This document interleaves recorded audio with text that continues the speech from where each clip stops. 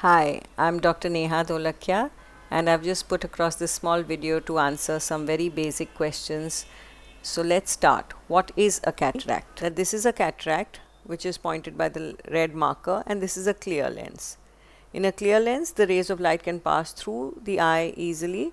However, in a cataractous eye, they get dispersed, and therefore the patient can see the image a little hazy or blurred. Common causes of cataract are due to aging, senile cataract. However, some patients can get earlier cataract because of diabetes, maybe an injury to the eye, high minus number, and the use of steroids. So when is the best time to operate a cataract? Here we see three pictures. The one on the rightmost is when it's very hard. We have to shave it layer by layer, scrape it like we have to scrape wood, and we don't want to operate in this stage. When the cataract is hard, that time we have to still scrape it as if butter has been removed from the refrigerator, and how it's difficult to spread it, even we find it little difficult to maneuver within the eye. So the best stage to operate when it's medium soft, when we can make pieces out of the cataract and then emulsify them. How you find it easy to spread the butter when it's a little melted, that's the same way we have ease in removing your cataract at that stage.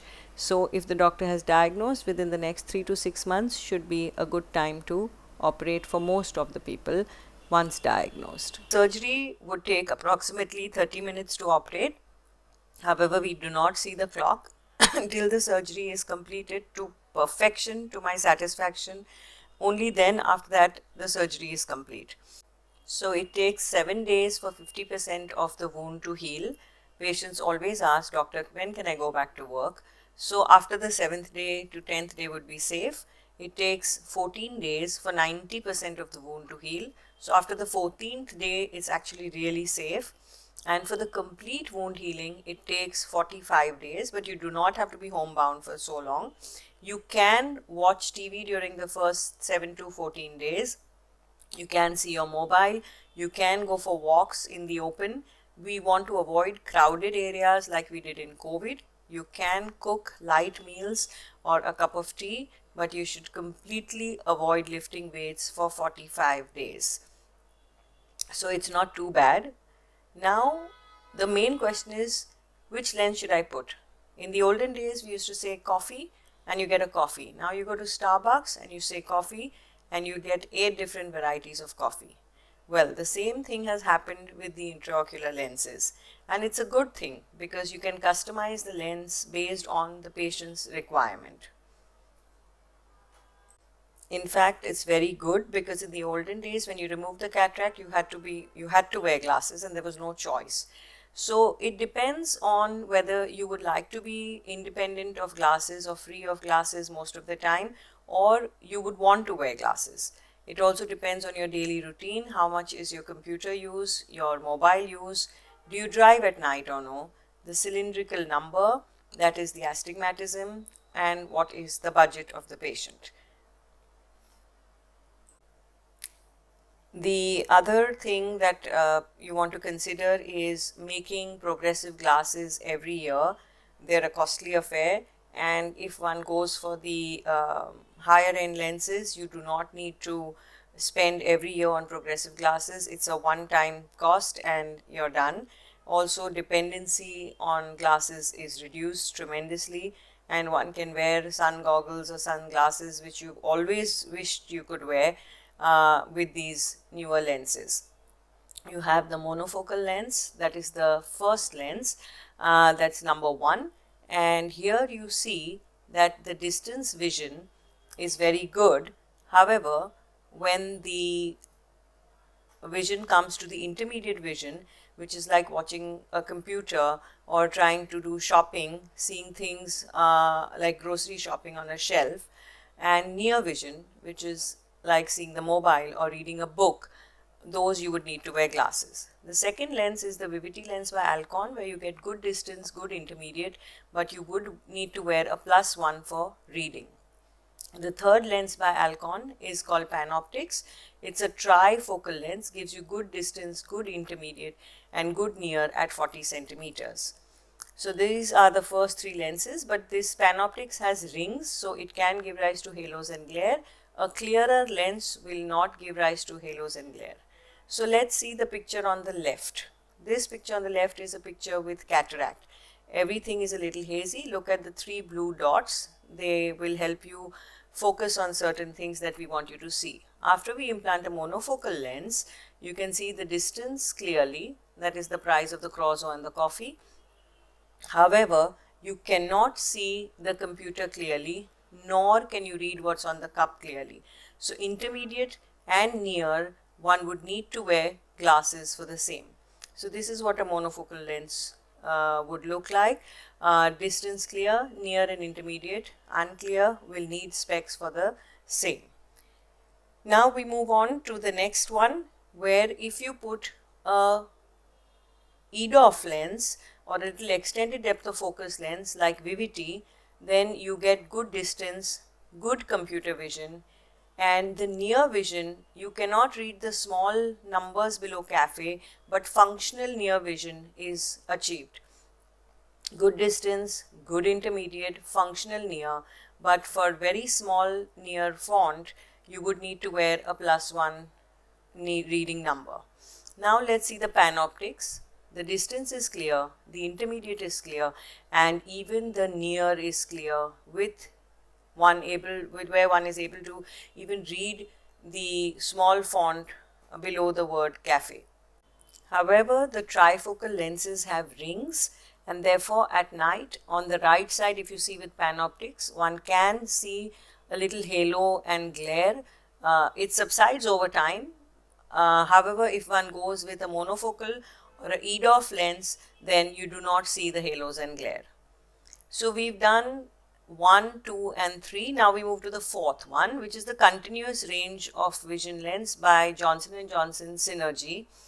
And here it's just like the trifocal, where it gives you good distance, good intermediate, good near at 33 centimeters, which is still closer, and it's very good for people who've had a minus number in the past, and also it covers up for the intermediate distances which are not covered up by the trifocal. These are covered by the Synergy Johnson & Johnson.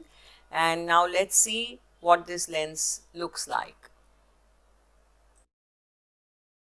His doctor will need to remove his cataract-affected lens through surgery and replace it with a new intraocular lens or IOL that will help him see clearly. The type of IOL he chooses will define his quality of vision after surgery. Monofocal IOL, trifocal IOL, and continuous range of vision IOL. This is how his vision will get affected in each of the 3 alternatives.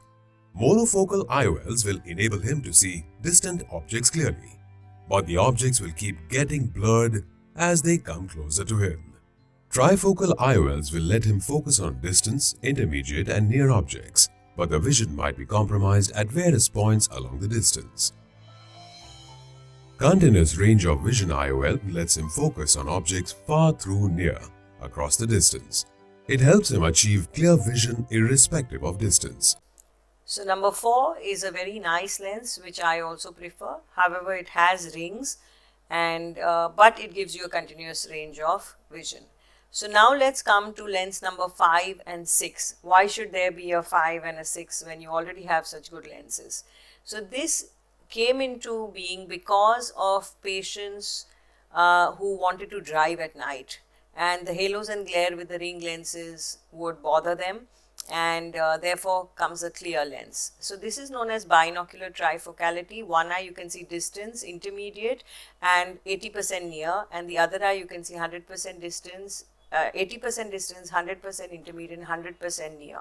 So with both eyes one can see all the 3 distances, distance, intermediate and near, and at the same time, because it doesn't have rings, for driving at night, this becomes a better option because it has lesser halos, glare and loss of contrast.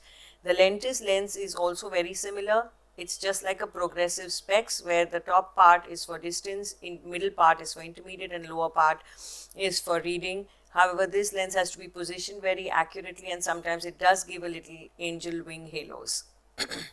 So what is the difference between rings and no rings? As rings may cause halo and glare at night. However, this is only if you look at the light. Then one can go for non-ring lenses. So what do these lenses look like in the eye? Look at the first lens. This is at the end of the surgery. This is what a monofocal lens looks like. It's clear, it's crystal clear. There are no rings. However, the disadvantage here is one would have to wear glasses for computer and for reading. The second lens you see, which is written EDOF with rings, which is like your Panoptix or Synergy. Here you can see the rings. However, these rings are what make it possible for us to see distance, intermediate and near, but for night driving that can be a problem.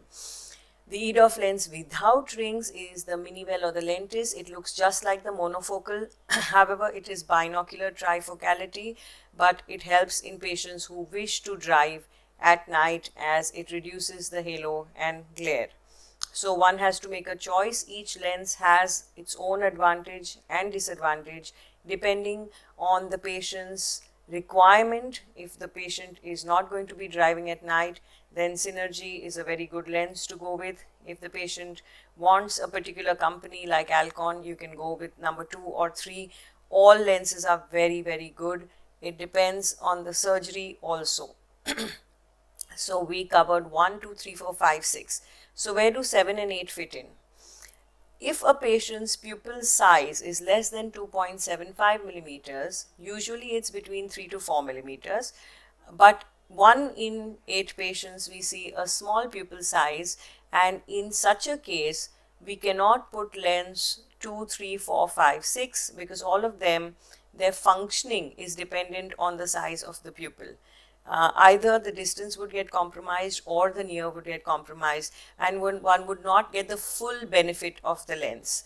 Therefore, you have lenses which will give you good distance and good intermediate, but for reading, for near, one would need to wear a small +1 or 1.5 number. So instead of going for just plain monofocals and just being able to see distance, one can go for extended monofocals. And therefore this in mesopic light conditions, that is dim light conditions, these make a very good choice. One of them is the Johnson & Johnson lens called iHands, which gives you distance plus 0.75 addition, so you may need to wear a 1 to 1.5 for reading. And the other one is the Rayner EMV, which gives you a little more reading, and one would be able to read quite a bit and need to just wear +1 for very minute reading. Now another question comes, what is a toric lens? So the shape of your cornea should be like this doorknob, completely spherical. If you take the vertical or horizontal axis, all the measurements would be the same. However, some of us have what is known as a cylindrical lens, like the back of a spoon, where one meridian is flatter and the other meridian is steeper. And in such cases, we need to implant a toric lens, otherwise one would get distorted images like the back of the spoon, or one can fix them by wearing spectacles. But if one is going for a multifocal EDOF lens, then you want to correct the toric part also, because you do not want to leave the patient behind with a high cylindrical number. So the doctor would be able to guide you best as to whether you require a toric or no. That depends on your readings. Now, another big decision you have to make is whether you want to do it with phacoemulsification or would you like to do it with FLACS, FEMTO, laser assisted cataract surgery. So it's called FLACS. The first one you see is the conventional phacoemulsification, where we go in with a phacoemulsification probe, crack the nucleus into 4 to 6 smaller pieces. They are crushed, emulsified and then sucked out. In FLACS, there are 4 main differences. First is your surgery is pre-planned. Here is my incision, here are the side ports, these are the arcs, and all this calculation is done beforehand such that the cylindrical number and the complete number of the patient, we try to eliminate it as close to 0 as possible. The second step, the rhexis, is also cut out, which is the opening in the cataract is also cut out by the robot or the laser or the femto laser, and the cataract is cut into 6 smaller pieces, much like the Domino's pizza, where then we just have to go open the box and eat the pizza slice. Similarly, everything is pre-prepared for the surgeon, and therefore this increases the safety and predictability, and also the lens positioning is excellent in this situation. one has to then take a call, which one of the two procedures would you prefer. The advantages of FLACS are it's precise, it's planned, it's very safe, it's good for cylindrical and harder cataracts, it reduces the surgeon error, reduces reproducibility error by the assistants or the staff, and you will get the least post-operative number by this technique. We take readings from 3 different machines and we find the median, so we go closest to your readings and then we go ahead with the FLACS procedure.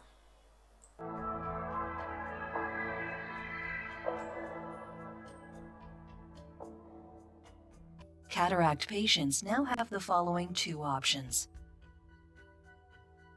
standard cataract surgery or laser refractive cataract surgery. Standard cataract surgery starts with the creation of an incision through the cornea, utilizing a scalpel in order to allow the surgeon access to the cataract. LensX provides customizable laser precision and reproducibility in the creation of the incision. Capsulorhexis is the medical term used to describe the removal of the outer layer of the lens in order to allow the surgeon access to removing the cataract. This is the single most important step in your visual outcome. In standard cataract surgery, this step is performed by the surgeon manually creating a circular opening with a handheld instrument. LensX laser offers your surgeon laser precision to create the circular opening and allows the lens placed to have the best possible effective lens position. This allows the patient to experience the most predictable post-operative visual results. Standard cataract surgery requires a phacoemulsification machine to segment and remove the content of the cataract.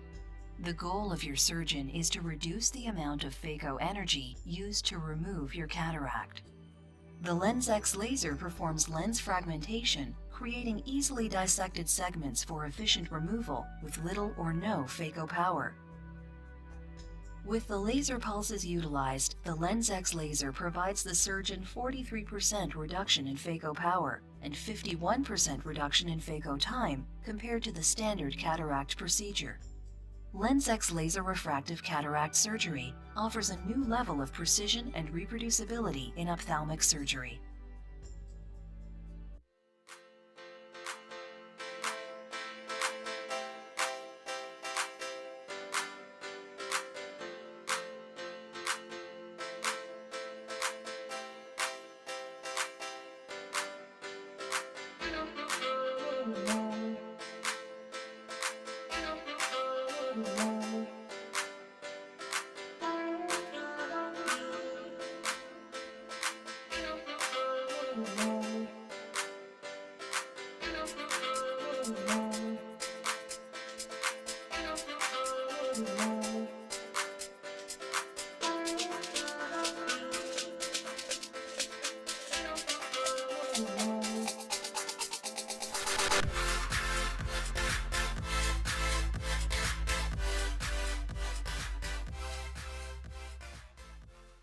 So the final choice is yours. If you don't mind wearing glasses, you can go ahead with the monofocal. However, if you would prefer not to wear glasses, then to go ahead with one of the advanced lenses. This also saves the recurrent annual cost of making progressive glasses, which are quite expensive. It also gives you that one chance to wear sunglasses without any number. And also I have seen that as patients age, that's one thing less to take care of, and that also makes a big difference. Also, whether you would like to go with phaco or FLACS, that choice is yours. It does take 6 weeks to approximately 3 months for the full recovery to occur and for you to get your best outcome. We have a lot of happy patients, almost 33,000 now, and yours will go off well too. So thank you very much for listening. Bye.